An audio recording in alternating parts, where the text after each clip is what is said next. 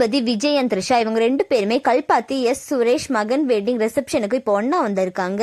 இந்த விஷயம் தான் சோஷியல் மீடியால பேசும் பொருளா இருக்கு. சங்கீதா விஜய் கிட்ட டிவோர்ஸ் கேட்டிருக்காங்க அப்படின்னு ஒரு செய்தி சோஷியல் மீடியால பயங்கர வைரலா போயிட்டு இருந்துச்சு. அண்ட் அது மட்டும் இல்லாம சங்கீதா திருமணம் மீறிய ஒரு உறவுல விஜய் இருக்காரு அப்படின்னு சொல்லியிருந்தாங்க. தேவைப்பட்ட அந்த நடிகையோட போட்டோவை கூட ஷேர் பண்ற அப்படின்ற மாதிரி எல்லாம் சொல்லியிருந்தாங்க.